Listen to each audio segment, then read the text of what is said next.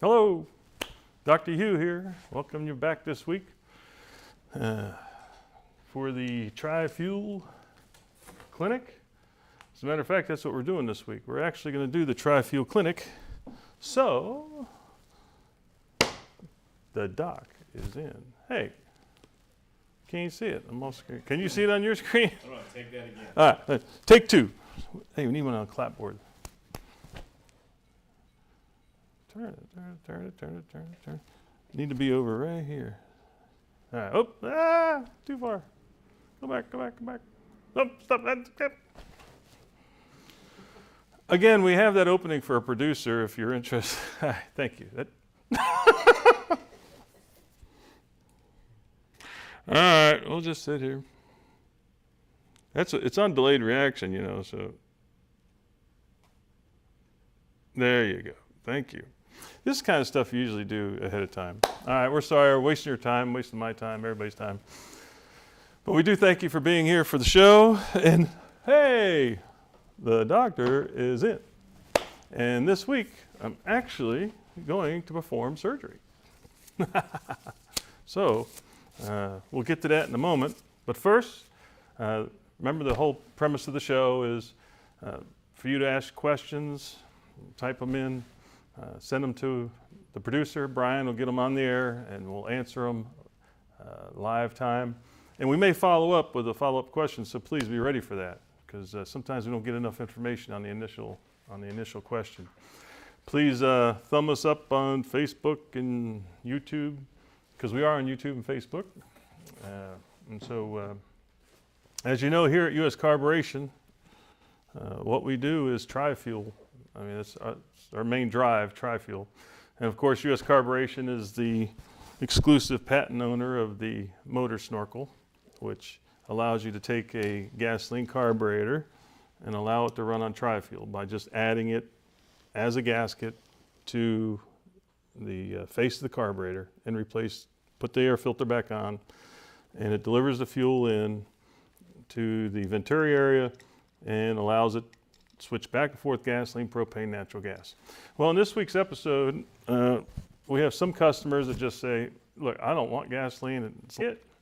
It's a lower price kit. It's an economy kit basically because you're just dedicating it to straight alternative fuels. So you can run it on propane or natural gas. So we're going to get started, I guess, by saying this is one of the most common carburetors on the market. It's for both Honda and Chonda, which of course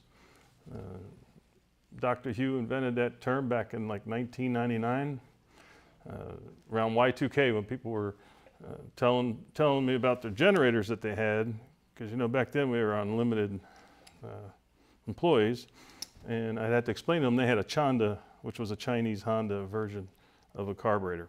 So let's get started. First thing you do, of course, you run the engine out of gasoline. If you're doing this because it won't run, then of course get it off of there safely, get the gasoline out of it, and on all the residuals and residue.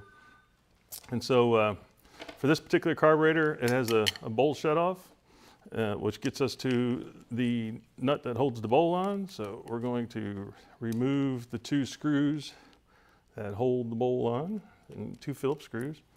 And that switch drops right off after we do that. And then because it's for gasoline, it goes in the garbage. And then here's the bowl nut that holds the bowl on. And this particular one takes a 14 millimeter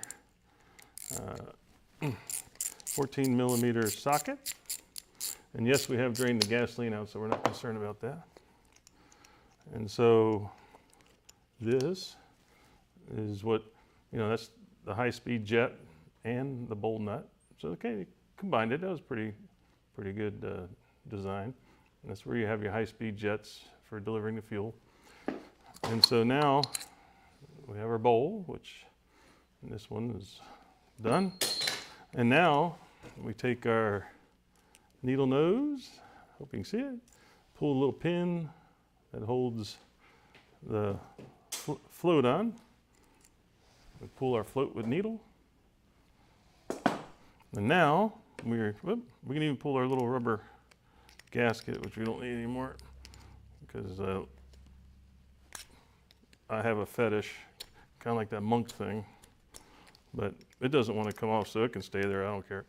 That's when it falls off. All right. So now we're down to the body and the high speed jet nozzle. And this particular one has a flat to loosen and threads out of there. And yes, we had this apart before. Sometimes they're a little more tricky. But you know, the nozzle, actually Sean took this apart ahead of time, but not me. But because I didn't want a dirty old nasty. Hey, wait a minute. I'm gonna need these in a minute anyway, so let me get these on. You should wear gloves when you're touching any of this stuff anyway, as we know this, especially if you're in California where it causes cancer. Apparently, maybe nowhere else, I don't know, for some reason. So you don't want to touch any of this stuff. So, all right, so we got our nozzle out. Put the hell in, we don't need that. And so now, sometimes the high-speed nozzle that's up inside the throat doesn't want to come out. You can take an easy out and do that. And guess what? It's all in the instruction pack that you get. Again, this is our kit K9568. Comes complete with everything you see here, except me. There's some parts there.